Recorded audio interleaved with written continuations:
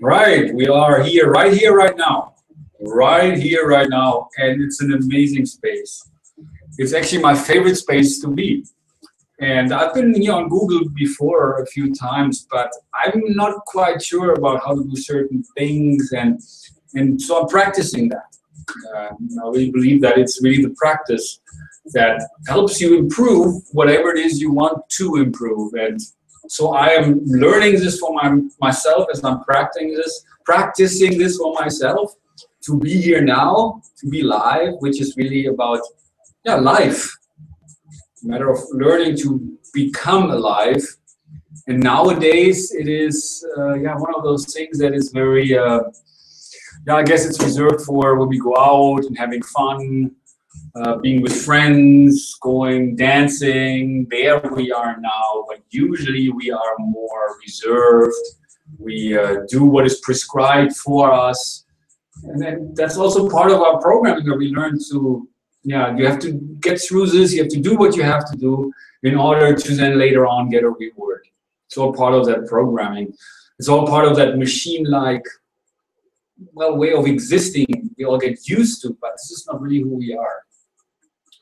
I also feel how, this has kind of, for myself, caused me a little bit to withdraw a little bit within myself, as I got a little bit, I guess as a child, it was very difficult for me to follow that mold, to allow others to be put into that mold. I didn't want to be in the mold. I didn't like the box. I didn't like to be like everyone else. I wanted to be me. I wanted to be free. And but I was very much a rebel as a child, going against the status quo. As I grew up and as I went through my own experiences in life, I've come to find it's not really so much about going against the status quo. It's not really about the revolution against what is. Because really, we cannot win the war as we're trying to change that outside of us.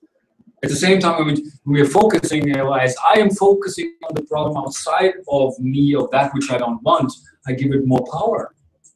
And at the same time, also, I neglect myself and really developing myself to free myself, to be myself, to free myself. And that's actually the point of this broadcast. And also, if you've seen the website, realize2actualize.com, that's the whole idea behind that. With our thoughts, we create our world. We all do that.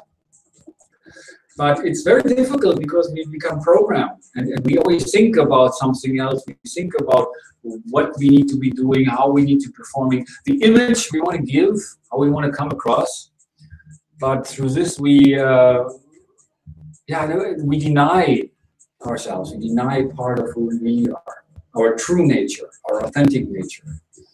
And I think it also has to do with the mask we put on every day when we go to work and we go through the motions of life, where we have to perform a certain way in order to get somewhere else. We have to give off a certain image. We're told this image is important.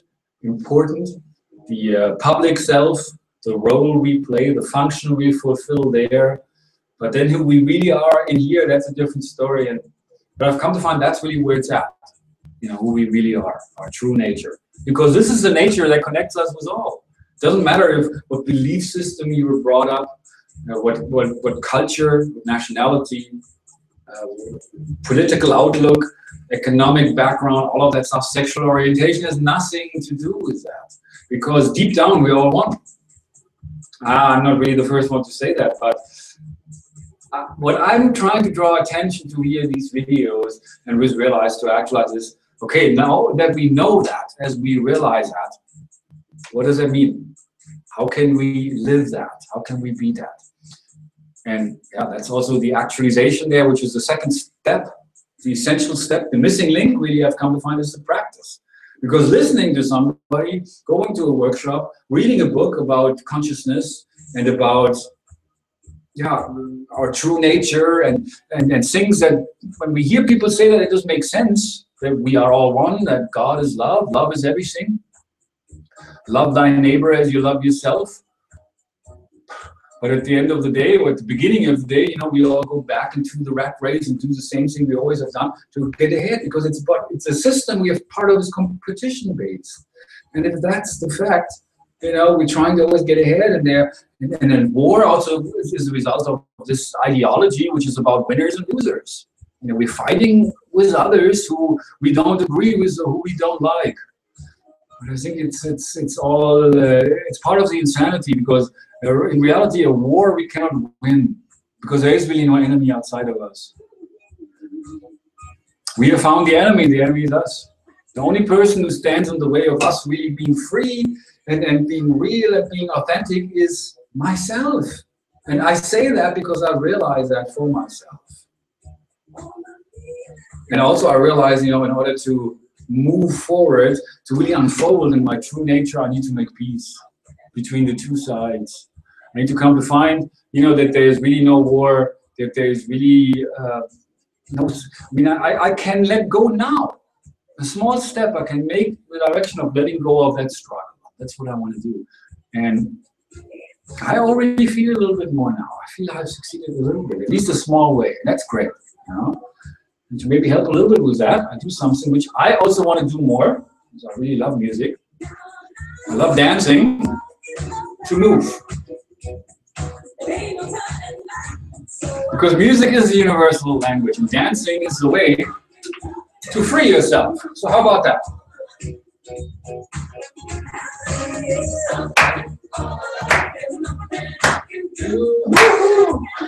Because it is a party. Life is a party.